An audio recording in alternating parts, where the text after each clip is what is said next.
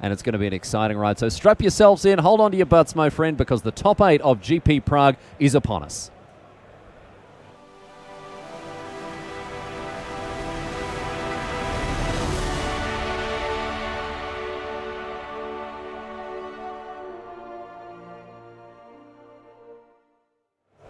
Hello, ladies and gentlemen, and welcome to live coverage of the quarterfinals, I should say, here at GP Prague. Come in and join us, says Neil Rigby. Look at that. Come and sit by the fire and enjoy some of the finest modern action you're likely to see this side of the West, my friends. Andrzej Strasky and Kenneth Platink here. Banned Spirits versus Infect.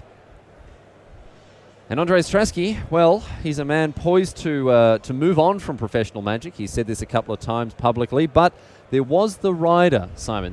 He did say that if he won GP Prague, he might be back for another tilt of the crown. So we'll see if Strasky's little prophecy ends up coming true here as he opens things up with a Mausoleum Wanderer. How do you feel about this matchup in the blind?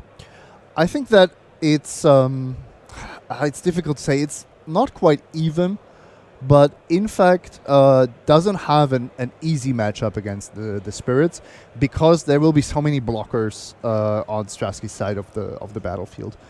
That in return means that an unanswered blighted agent could be hugely problematic for Andre.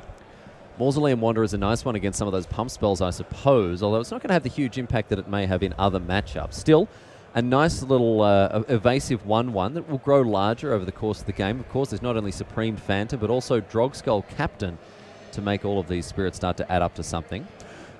We have to mention also that Strasky is the first player after Swiss, which puts him at quite the advantage in this match, but also should he win in the semis and the final. Check this out. Noble Hierarch getting busy here with propelling this Mausoleum Wanderer up to a 3/3 now, thanks to those Exalted triggers. And accelerating Collected Company. That's a great start by Strasky. Yes, indeed. Platink also has a Noble Hierarch of his own here, following that up with an Inkmoth Nexus. And an attack with the Hierarch. This is not even I was going to say the plan B of Infect, but it's more like the plan F. Yeah, and I don't quite understand even attacking there. It's so unlikely to matter. Yes, the 1 point of life is not likely to... Well, I mean, it happens sometimes. Both players get run out of resources there, and ultimately, a Noble Hierarch gets embiggened by a Vines of Vastwood or a late stage Become Immense or something and can steal the game. But we'll see here. Not the perfect start for Platinx, as of course he wants... an early Infect creature, whether it's on turn 1 or turn 2. He wants, a Glistener Elf or a Blighted Agent. Doesn't have anything like that so far. A pretty bad draw. Maybe also a mulligan. I'm trying to count the cards here. Kind of a difficult task. What are your thoughts on Platinx's approach to sideboarding there with the Quad Geist of St. Traff post board? I don't know if that's what Infect needs. It's kind of cute. Because honestly, hexproof is not something that I would think is so important for Infect in the current metagame.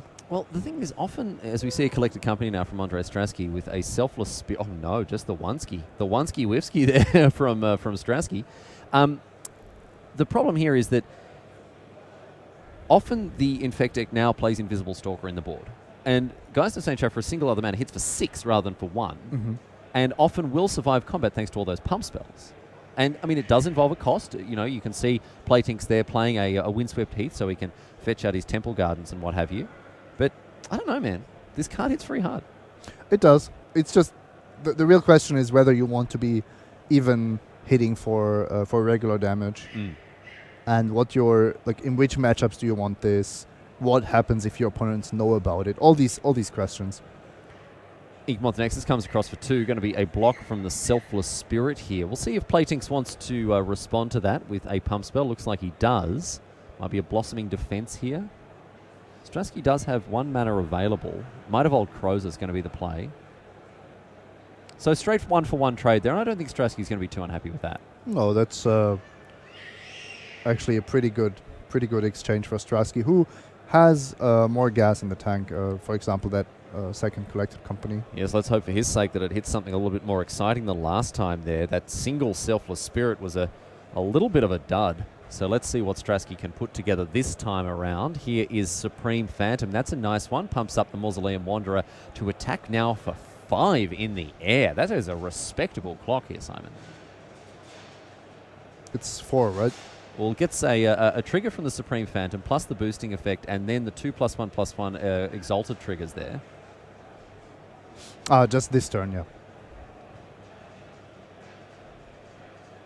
So a big beefy attack now with that Mausoleum Wanderer. And all of a sudden, Plating's under a fair bit of pressure.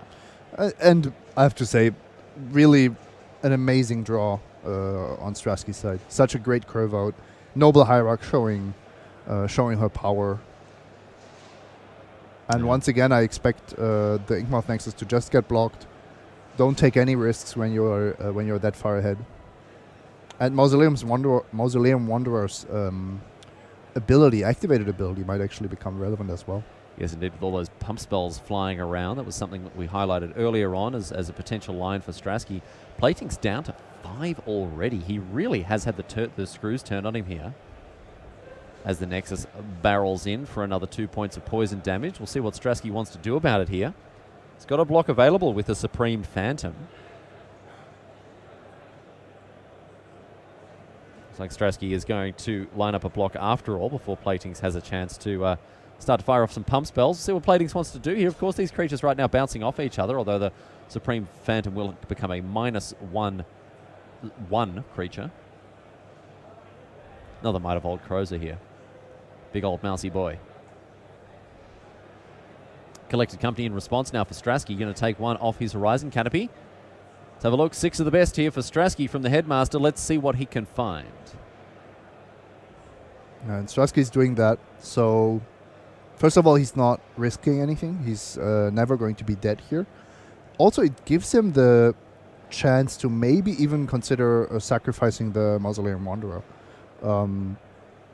Just so that he has full information about what's going on. So right now the Mausoleum Wanderer just a 1/1. But if there are any other spirits that come into play, and I can already see 2, 3. Oh, wow, this is huge. This is a much, much better Collected Company here. Both Supreme Phantom and Drogskull Captain, meaning that Inkmoth Nexus is in a world of hurt here, Simon. Going to boost up the Supreme Phantom to a 3/5 should he choose both of those creatures. And also that Mausoleum Wanderer can trade off for the Might of Old Crozer to ensure the Inkmoth Nexus bites the dust. What's your line here? Do you sacrifice the Mausoleum Wanderer? No, I don't think you do that. I think you're happy having the Wanderer as a backup for whatever Platings is planning to do next. Mm-hmm. Because this exchange is favoring you. Of course, you would like that Inkmoth to die, but honestly, I don't see a problem with it because you're just attacking for lethal. So the Supreme Phantom will pick up 4 -1/-1 counters, meaning it will still survive because of the other lords on the table there. And yep, the Supreme Phantom becomes a -3/1. Got some results from the back tables, however. On table C, I can tell you now that Laurie Pisper on Hardened Scales Affinity has beaten Joachim Harum on Banned Spirits in the first game. These guys heading to game number 2, and Hardened Scales up a game there, Simon. But it looks like Strasky going to avenge the loss of his Spirit Brethren from Joachim Harum. Picks up a rather comfortable game 1 win against Infect. Plating's had a tricky time of it. Didn't have an early creature to get on the board, in turns 1 or 2, and Strasky never really stumbled. I mean, that Collected Company was kind of a stinker the first one. The first one, yeah. The second one more than made up for it. Second one was great.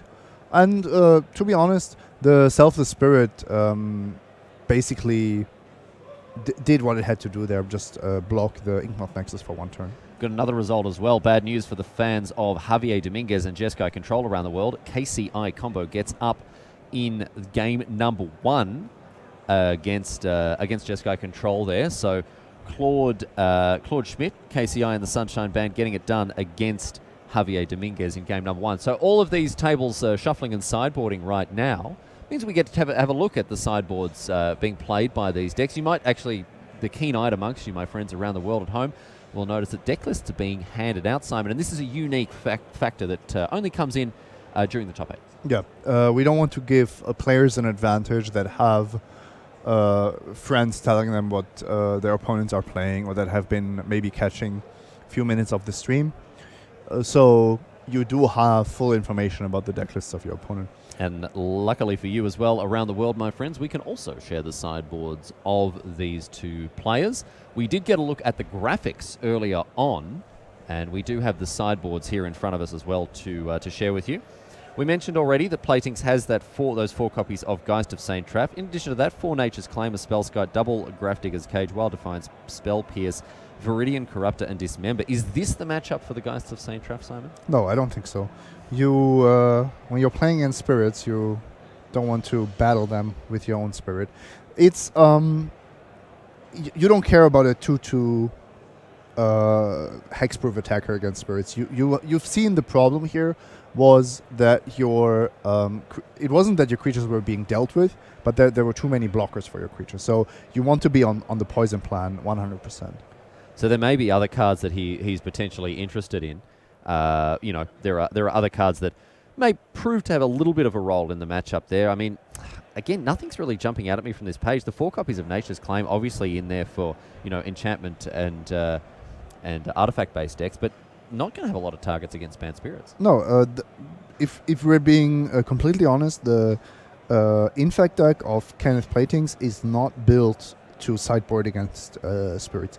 You can bring in a Spell Pierce to counter Collected Company, but that's about it.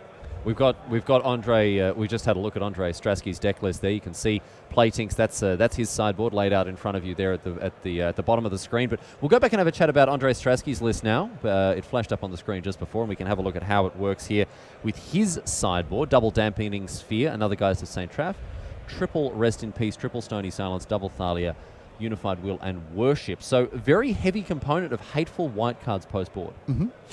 This is actually something that I wanted to touch upon, because Hardened Scales in the other bracket, in this other quarterfinal, going up against Banned Spirits, Lowry Pispa will now be fighting against all these Stony Silences and most likely also Rest in Peace. For the Infect matchup, that's completely irrelevant.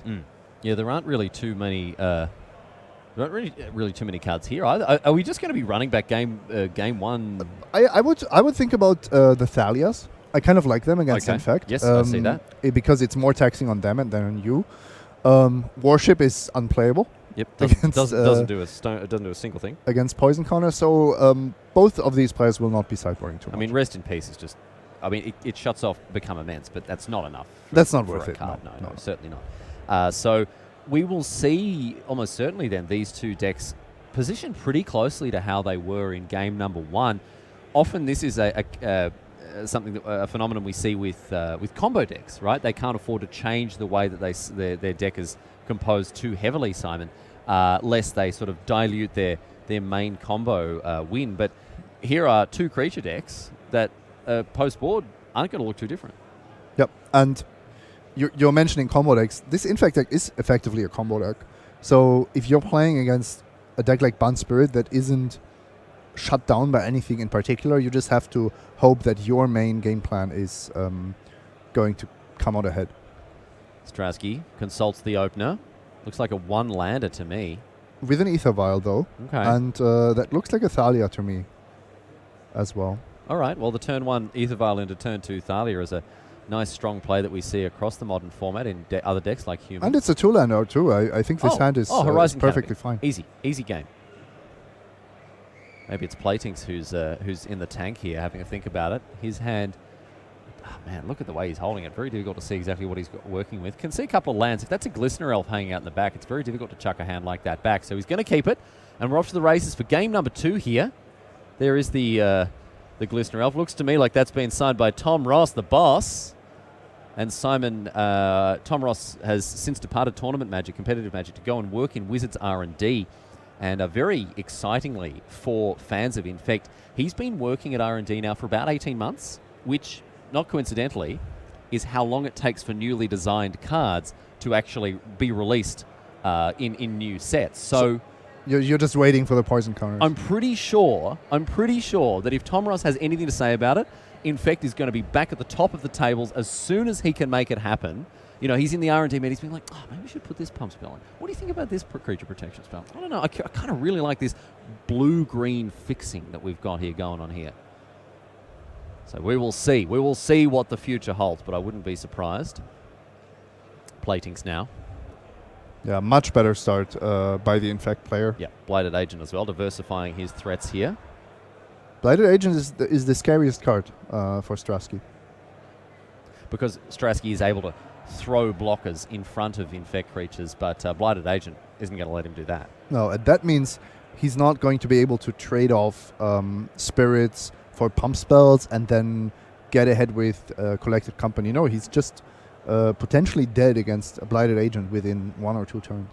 Strasky thinking about his next move here. Athalia would slow down the onslaught of pump spells that could be thrown out. I like this as well. You play your opponent has already played 2 creatures, so now you put down the Thorn of Amethyst to punish their follow-up non-creature spells. It's also not terrible at threatening to block Listener Elf. Mm-hmm. At this stage, you're almost forced to, because if there are 3 Infect creatures coming in next turn, not blocking I don't think is an option. Well, Strasky thinking long and hard about this decision. I'm not sure what else he can do here. He has a Rattle Chains. Okay. Not a great play, but it's the alternative. There's also this thing about Thalia taxing his own Collected Company. So he might, or he should, I assume, he is Andrei Strasky after all, he should not only have made the decision what to play, but also whether to block if Kenneth attacks with the Glistener Elf. Because that's a crucial part of the decision. So the Guardian of Thraben enters the battlefield. Strasky's Aether Vial next turn is going to start to get busy, you would think. Yeah, all a little bit slow, considering that Andre is on the draw here. Platings.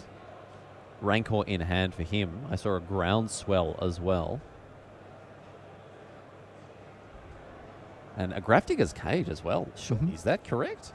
That is an anti-Collected Company card. That seems very narrow. I guess, Collected Company is just that good, huh?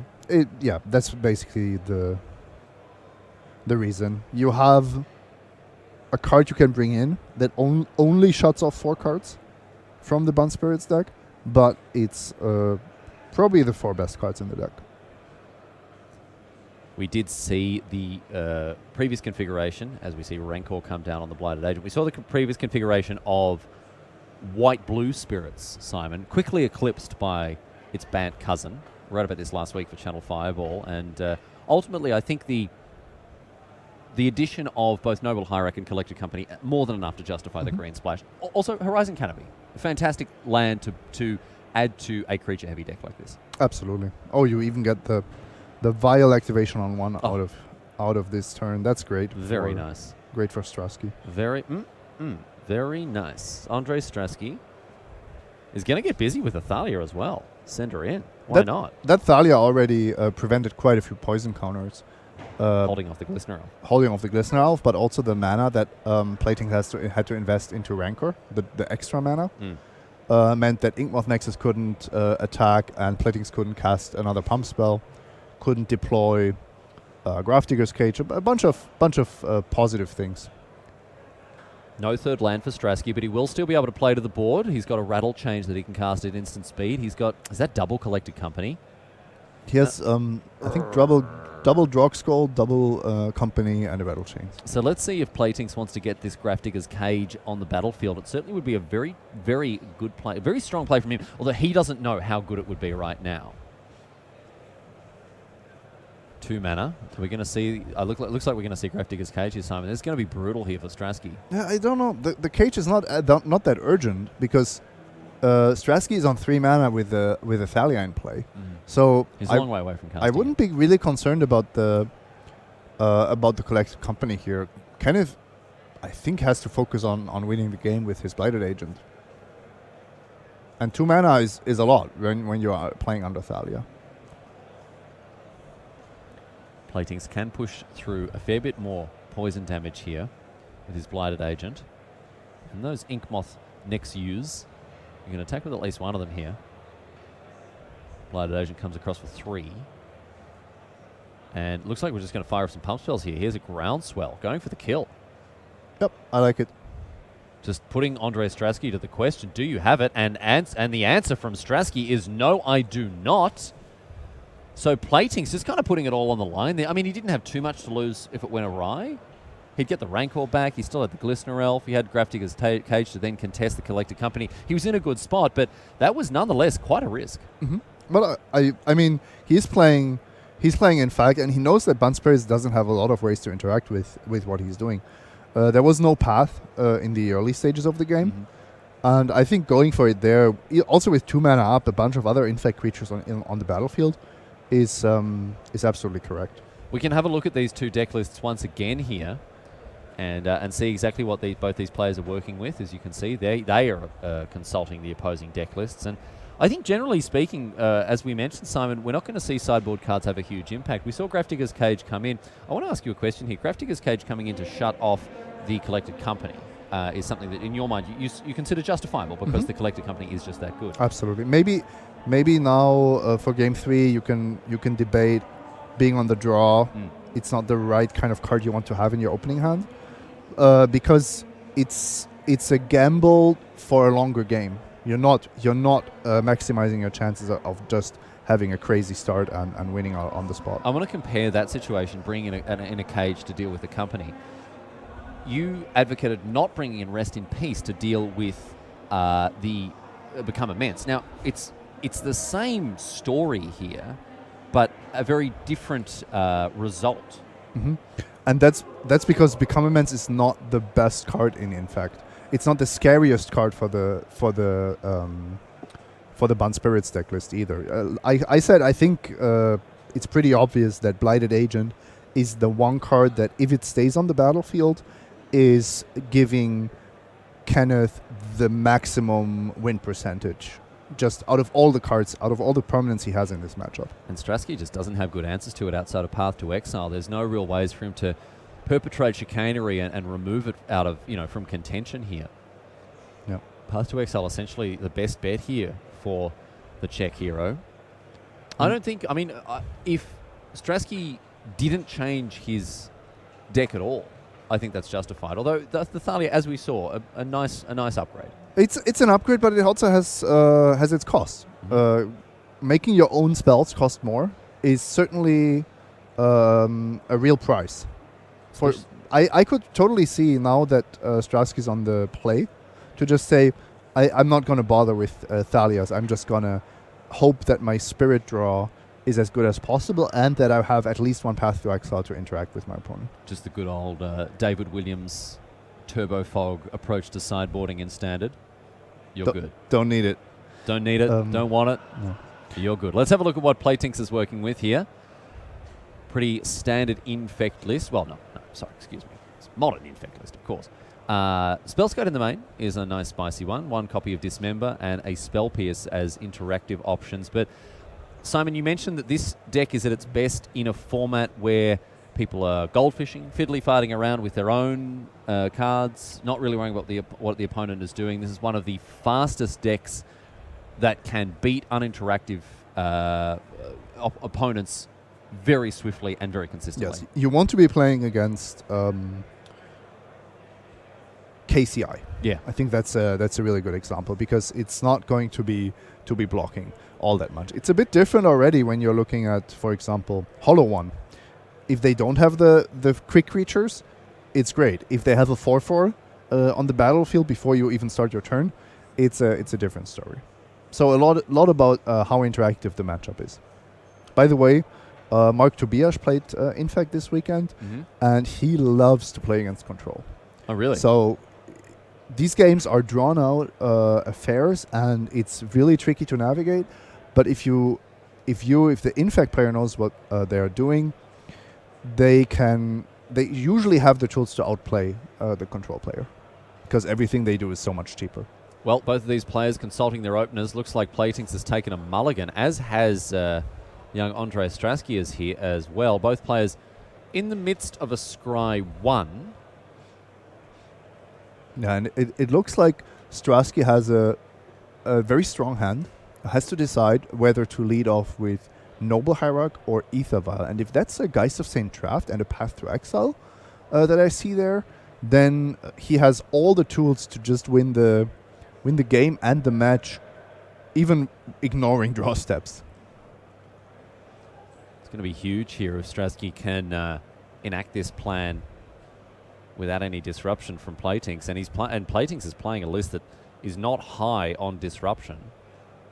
Strasky looks to be wanting to send this card below decks. He finally makes up his mind about it. Still waiting for Playtinks, however, who is also going to go beneath the library. And we are off to the races. Noble Hierarch looking to power out a Geist of Saint Traft on turn number 2. Crack in for 6 on turn 3 and get this one to bed. Put Playtinks in the ground, Simon.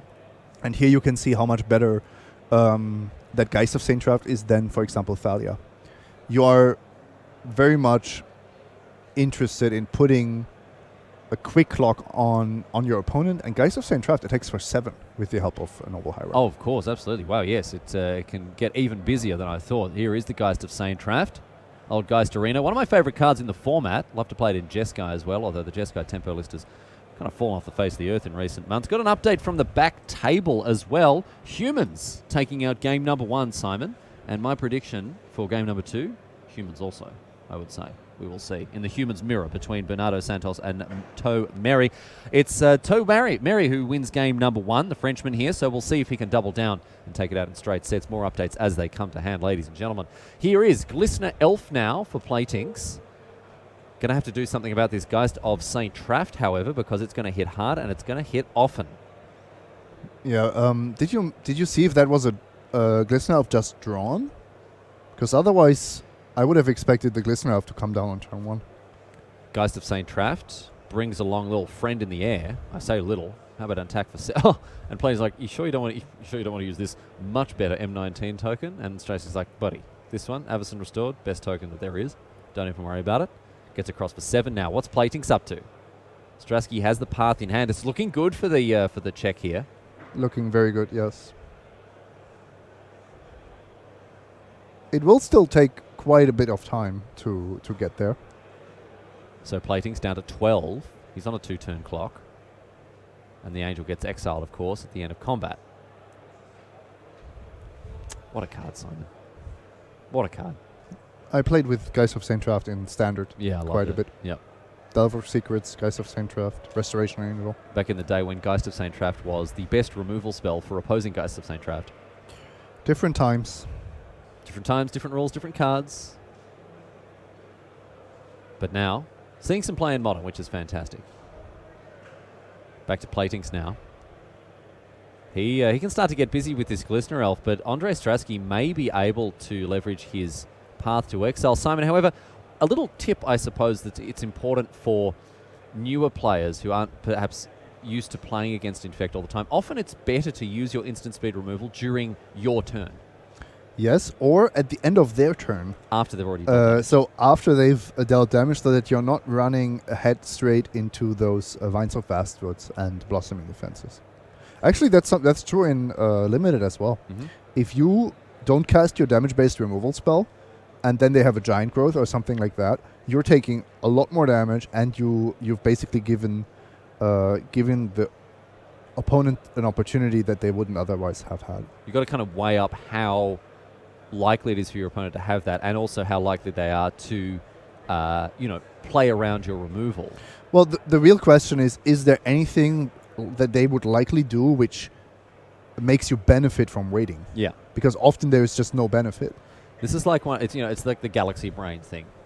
It's casting instants in your own turn is the little potato-sized brain, and then by the end of it, you come full circle as well, and the big Galaxy Brain is also casting instants during your turn as well. So, come full circle there. Here's another Noble Hierarch now for Playtinks. That's going to mean the Glistener Elf can rumble for 3 here. Yeah, Playtinks actually declined to use Pendelhaven before combat. Maybe we'll see the reason for that just now. If his hand is just his hand might just be stacked with pump spells and Vines of Vastwood backup, so that he doesn't even need the Pendelhaven. That would be brutal.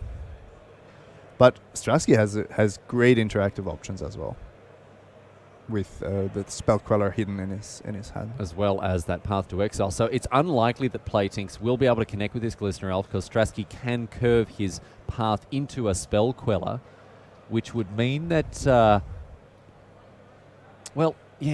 just don't see the Glistener Elf connecting. Well, it's connecting right now, I think. It's actually it's just a 7-power Glistener Elf. Just. And like I was saying, it's in Stratsky's interest not to path a 7/7 Glistener Elf. Because then you are giving your opponent the chance to win with double Vines of Vastwood or something crazy like that. Sure. I see. Okay. So I was going to say if Stratsky puts Playtinks on a single protection spell, then he's fine. Small correction. Might of Old Crozza was not cast in Kenneth's main phase, but in combat. Yeah. So, yeah, then honestly, I'm a bit confused. I think usually you want to be using your Pendelhaven, you want to cast your Might of Old Crozza in your main phase, but I'm sure Kenneth had his reasons, mana availability being one of them. And now I think he is getting blown out by Andre here. Yep, so the Spell Queller is going to eat up that the Vines of Vastwood, the Vast of Vinewood there, and we will see Path to Exile remove the Glistener from the equation. That could have gone better for Playtinks. I feel like it also could have gone better for Stratsky. Why? Because of the 5 infect damage, or? I just don't think playing around double Vines was the... I don't know. Look, it doesn't matter. We can move on from it there. The thing is, Playtinks doesn't have a single infect creature on the battlefield, and your clock is super fast now. That's true, but the moment that Playtinks plays an Inkmoth Nexus, which he already has now, you can see... Oh, no, that's a Pendelhaven. Guys of St. Traff coming across again, and the clock has been quickened, I have to say, by the Spell Queller as well. Guys of St. Traff going to eat up a Noble Hierarch. Ooh. No, it's not. Excuse me. Mutagenic Growth to take out the Geist. And that's actually huge. If that works, Kenneth has just bought himself a ton of time. Exactly. Because that Angel's still going to connect. Oh, it's another Spell Queller from Andre Stratsky. Brutal. And the Mutagenic Growth hides away under a Spell Queller. Playtinks can't believe his bad luck here. No, that's a game-winning Spell Queller right there. That is huge because now we have Playtinks down to 5. He's facing down a horde of lethal attackers. That Angel isn't on the battlefield anymore, of course. And he could be just one turn away from bowing out of this top 8. I mean, hats off to him for making it this far, but there's no shame in going down to someone like Andre Stratsky. Can Playtinks find a way to get past this enormous obstacle here as the Angel is finally exiled? Noble Hierarch, the only non-creature permanent in play here for Playtinks. And it's going to get busy. Send a message. Go down swinging, Playtinks, old son. Get it done, my friend. I love to see it. A Might of Old Crozza and a handshake from Playtinks as he bows out most graciously, going down swinging. And a small smile on the face of Andre Stratsky, who is getting closer and closer, dangerously close, Simon, to winning this GP. Yep. I don't think he would mind. No, I think the old I'm quitting Magic into winning a GP is, it's a roller coaster ride to be sure, but at the end of it, you're definitely going to be smiling. We're going to move over to Table C now. I can update that on Table B, we actually do have a result with Claude Schmidt beating Javier Dominguez in straight sets, so the Spaniard bowing out there as well. But it gives us a chance, Simon, to move over now to our third table. Laurie Pisper and Joachim Haram. It's back to more banned spirits now, but this one, wow, looks like a bit of a deadlock with Hardened Steel gumming up both the air and the ground, and Haram can't break through. Yeah. Always great to come to board states like that, but I would think with the animation module, the hardened scales, and everything else that's going on, also the Arcbound Ravager hiding there at the top, that the Bun Spirits deck is under a lot of pressure here. 13 or 12 Arcbound Ravager hanging out there. Here's a Rattle Chains now. Spooky, scary spirits here. And I assume that's 17 Thopter tokens. And each spirit is blocking one of them. Lowry is not moving in, it seems. Just happy to deal 9 points here. Another Hangerback Walker on defense, as backup. Yeah, with 6 counters on it as well. Big boy. Going to go up to 8 counters now, thanks to that hardened scales. The old 45-degree tap. Someone's being playing Magic Arena. And the module as well, going to make another Thopter. Servo, excuse me. Now, quite relevant that those are not flying. Mm-hmm. But ultimately, I think Haram doesn't have anything in his deck to get through here. No, this is where you need something like a Cryptic Command. Yep. Tap down the team and get in for lethal. And ultimately, it will be Pispa who, again, will rely on this deck's capacity to grind, Simon.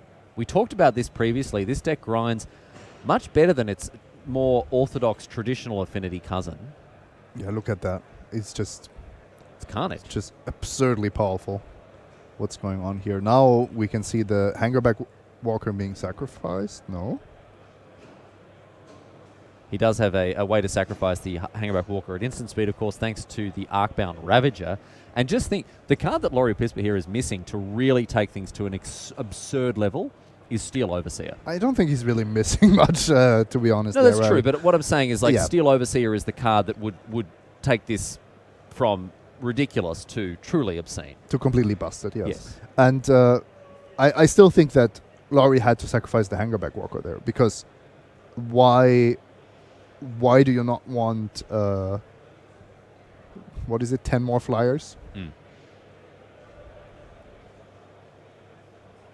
Dismember on the Drogskull Captain as another one comes down to give them all hexproof. And here is Selfless Spirit as well. Does Haram have a way to survive this? 9, 15?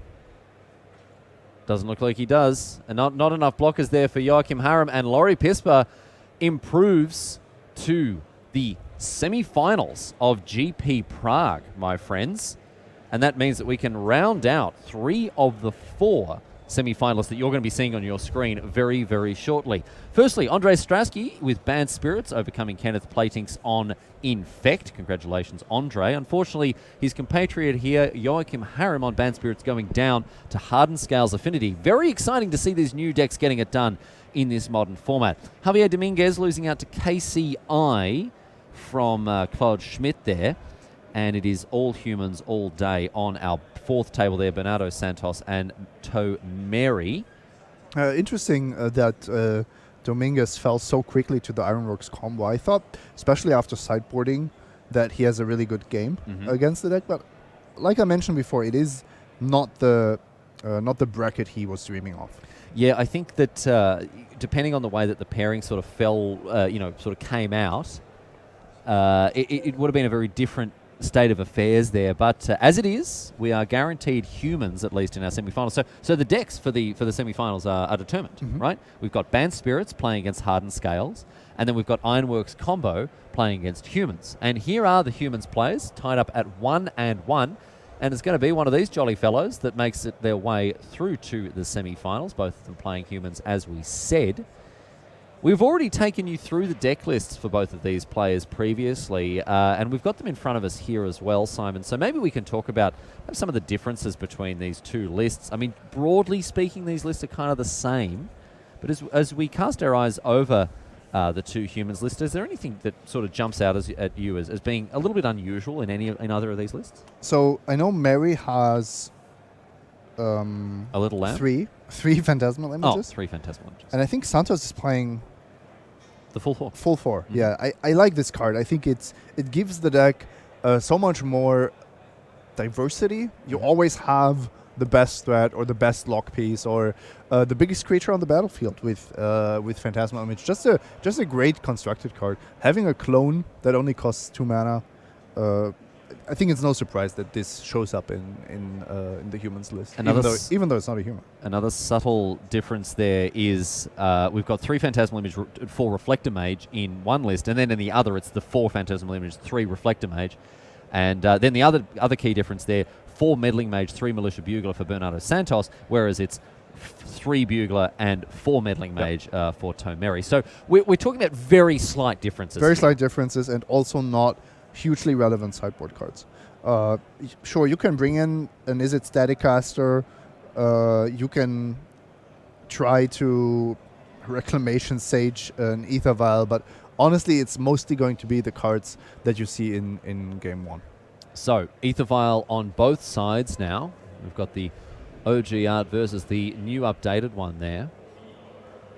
On both sides of the table. And Tomeri, the fact that he's on the play is going to make a difference here. Second Ether Vial is going to cost him another point of life here. Does he have another land? Doesn't look like it. You would usually play that land to any other land. Any land. Yeah. Well, no shortage of lands here for Santos as he plays an Ancient Ziggurat and an Auriok Champion. This was a card that we've seen in the past. It is essentially a Soul Warden. And both of these players have Auriok Champion in their sideboard. Two of. I believe. Yes, both of them playing two. And it's used in these kind of matchups against other bunt decks to win the race. Yeah. So you're playing it against humans and against bunt spirits, even though the protection from black and from red is completely irrelevant. That's true. I mean, it isn't too bad against burn as well. Any source of incidental life gain is going to be useful. No, I mean, against burn, it's obviously the card you want, but it's not immediately obvious why you would want to bring it in this kind of matchup. Well, we're going to see exactly why now. As another Auriok Champion, this time for Tomeri, so pretty close starts for both of these players. Looks like Santos may have a Champion of the Parish or a Noble Hierarch, or is just on the big Bluffski. Mary is on only old art. Yep. Santos so far on all new art. All new art. Yeah, it's beautiful. It's really good. We'll see if Santos is playing with the new Horizon Canopy as well to really complete the trifecta. Finds an unclaimed territory off the top there. Very important piece of the puzzle when it was first printed in Ixalan. That's what really, that and Cartel Freebooter really pushed this deck to the fore of humans, of the modern format. Here's Mantis Rider now. Going to clip in for 3. Mary without an answer for that, of course. Going to gain a life. But then take 4. Interesting that he's exposing his champion here. It's not really exposing the champion, it's offering the trade. So, oh wow.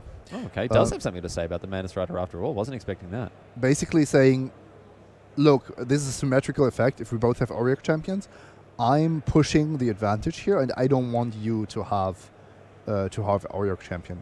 There's also, with the Vial on 2, always the threat of Thalia's Lieutenant. Well pointed out, Simon. Yes, indeed, as that would have been a blowout there for Mary to snap off that 1-1 block.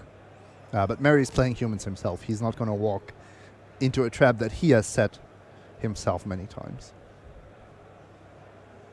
Ether Vials tick up here for Mary, who again is falling behind on lands, but I mean, he's got all the Vials he needs to continue to develop his board very nicely here.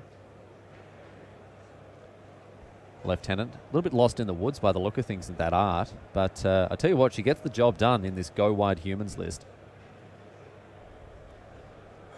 Ether Vial, main phase by the look of things, and we're going to see now a Mantis Rider. That's a good reason to play it main phase, of course. Both players going to gain a life. Mary a little bit behind the 8 ball when it comes to the life totals, but he's looking to change that now with an attack with the Vigil on 3-3. Yep.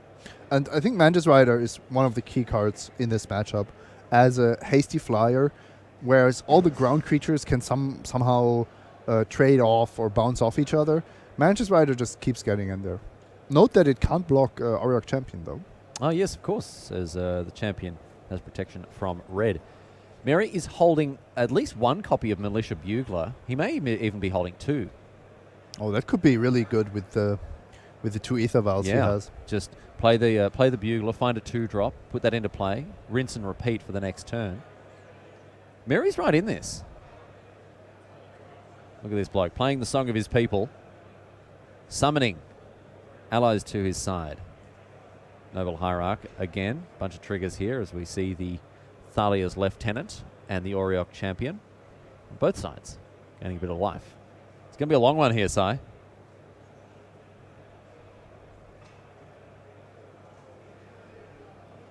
see what else Santos has to play here. So you can see Seachrome Coast in hand and still that unclaimed territory. He's getting flooded. Yep. One of the biggest dangers when playing the human list.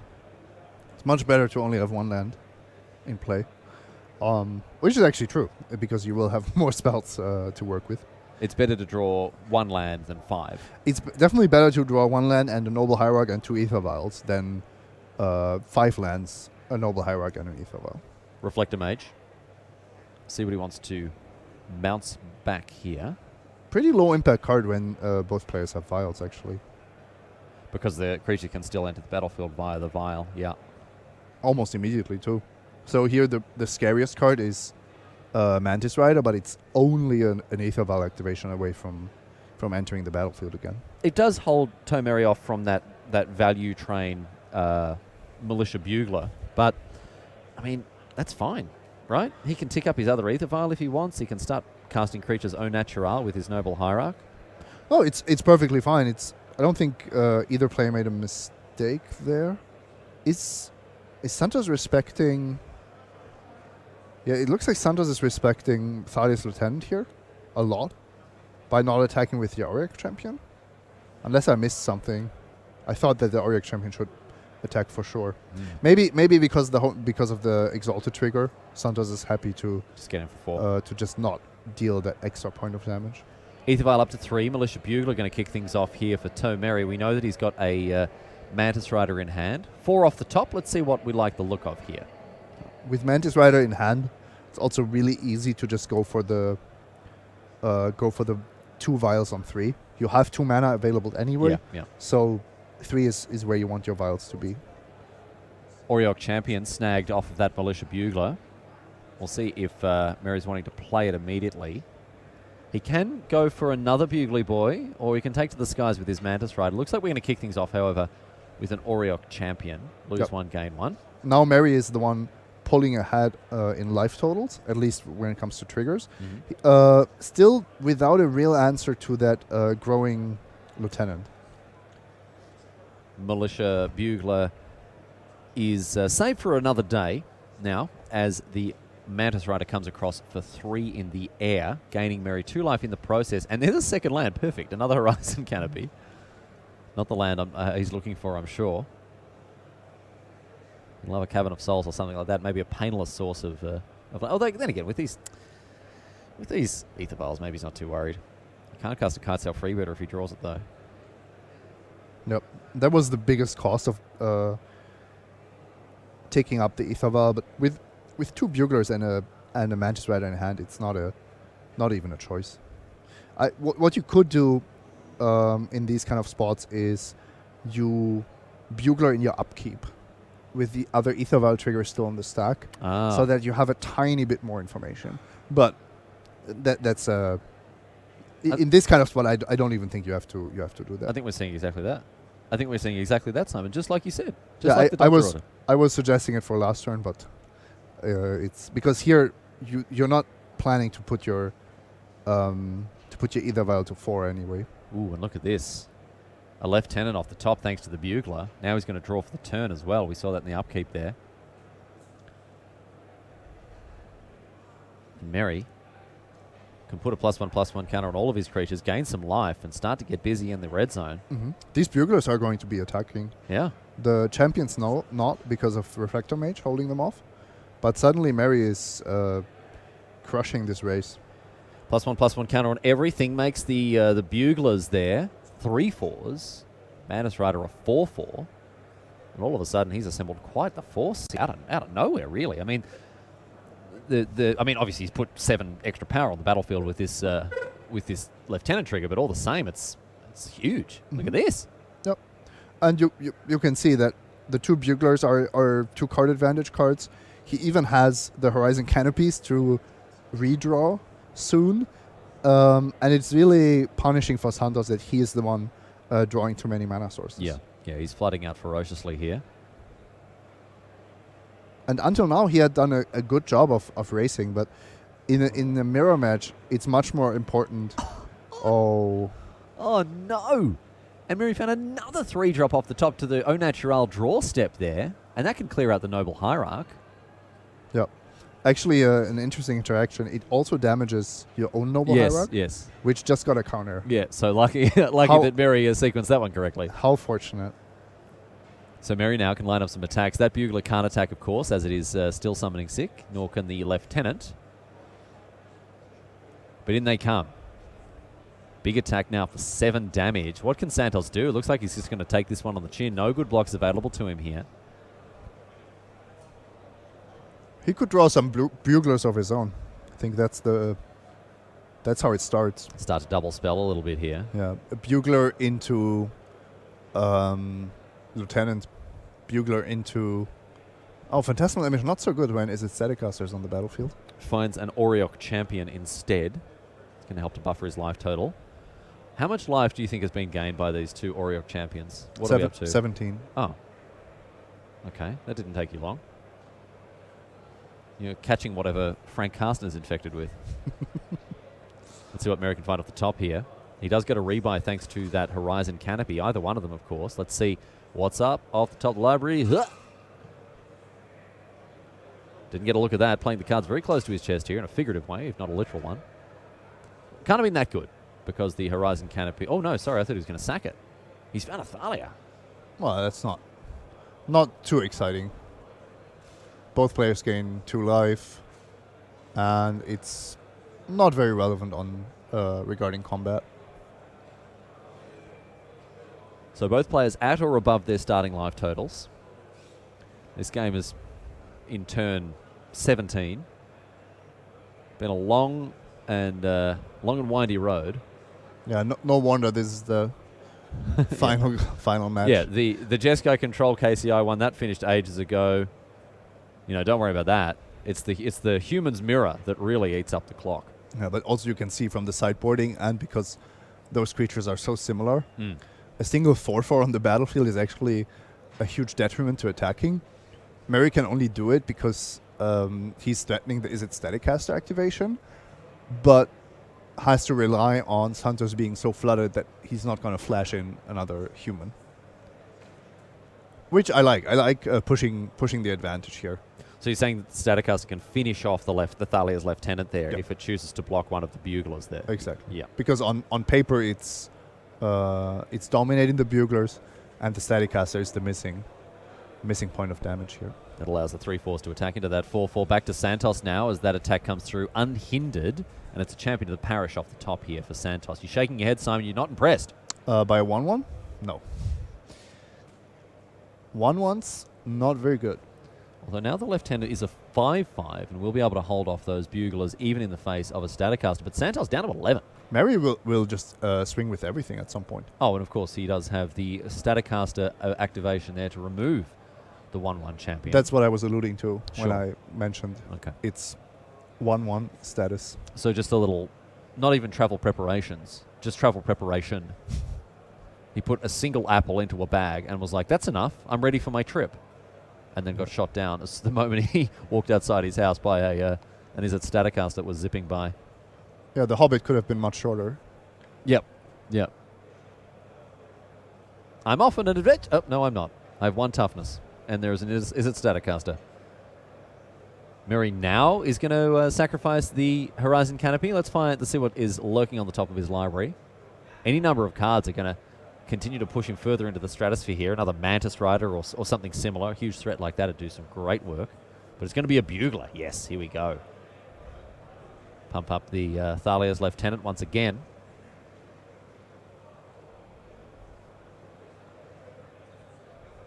And 4 cards off the top. Gets And the pick of the litter. Bugler could just find another Lieutenant or a Phantasmal Image here.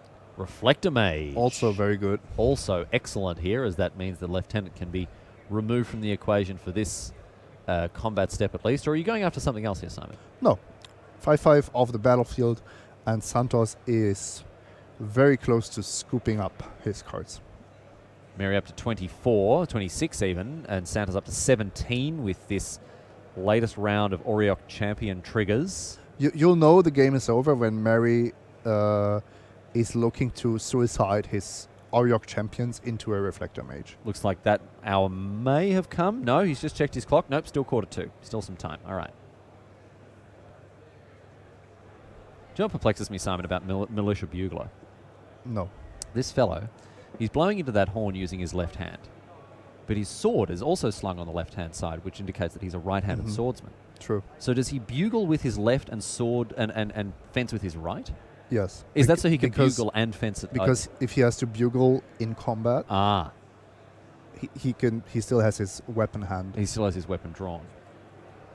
And the dagger on the right, well, that's obviously, so he's obviously taken the feat two-handed fighting. Dual wielding. Dual wielding, exactly. He's obviously specialised in that. Looks like a heavy armour proficiency as well with that plate mail there. So, Santos lines up the blocks here.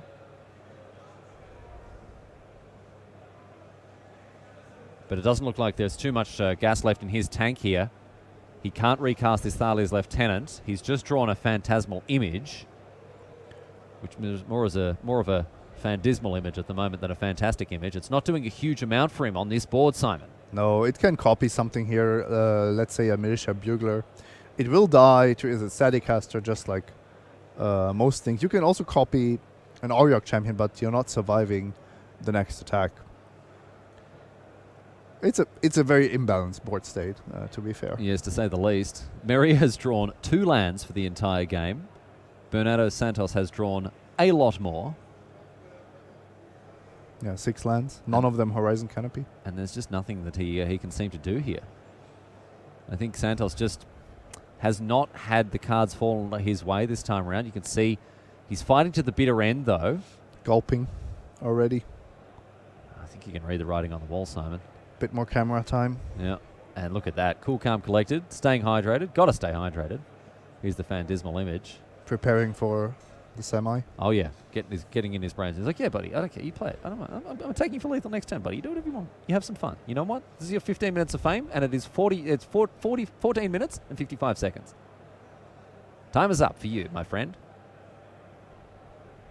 Still, full credit to Bernardo Santos. Top 8 of a GP. Pro Tour appearance in the pipeline.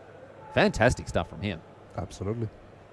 And as we see here, losing the mirror match when you are very clearly the one with the lesser draws. Yeah. Oh no, I mean no one's faulting Santos here. No, I don't think he's played badly or messed anything up. It's just the cards just haven't gone in his favour, and Toe Mary just completely outclassed him with a much better draw. So Mary declining to shuffle the 3 cards that go under the library. Thalia's Lieutenant was bounced last turn? Yeah, yes. Can't cast that. Sorry, my friend.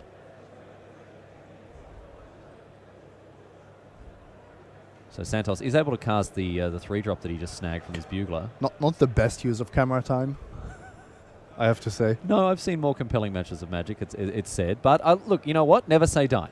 Bernardo Santos, anything could happen. Meteor could hit the table, Simon, which wouldn't result in him winning. I mean, it probably would be a pretty bad result for everyone in the surrounding blast radius, but all the same, at least you wouldn't have lost.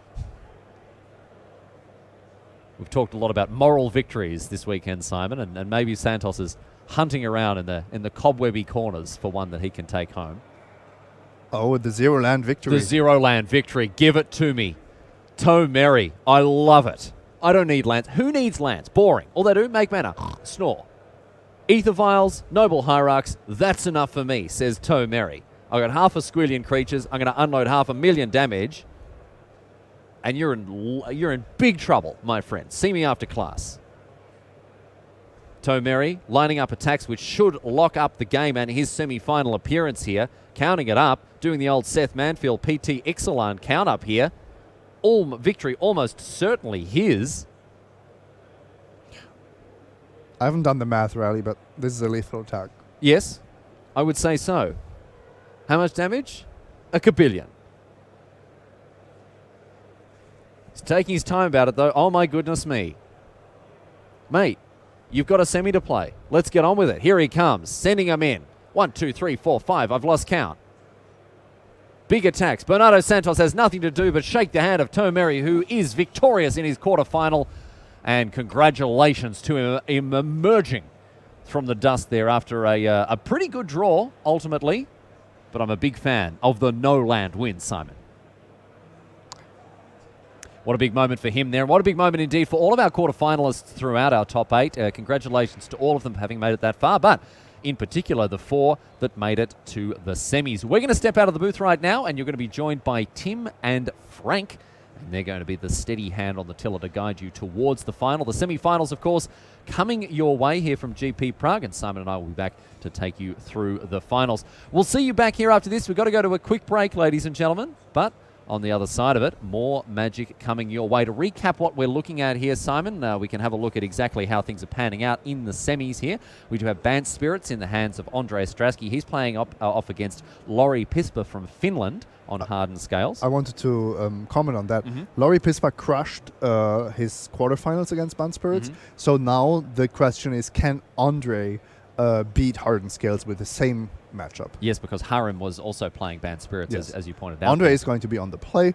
We know Andre is a phenomenal player, but based on this sample size of one, it's not a great matchup. Is that a statistically significant result there? It's the one result we have. Okay, so 100% win rate there in the top 8 of GP Prague for Lori Pispa. Well, we'll see what Andre Strasky has to say about that. In our back half, of course, Javier Dominguez going down to Claude Schmidt. Schmidt playing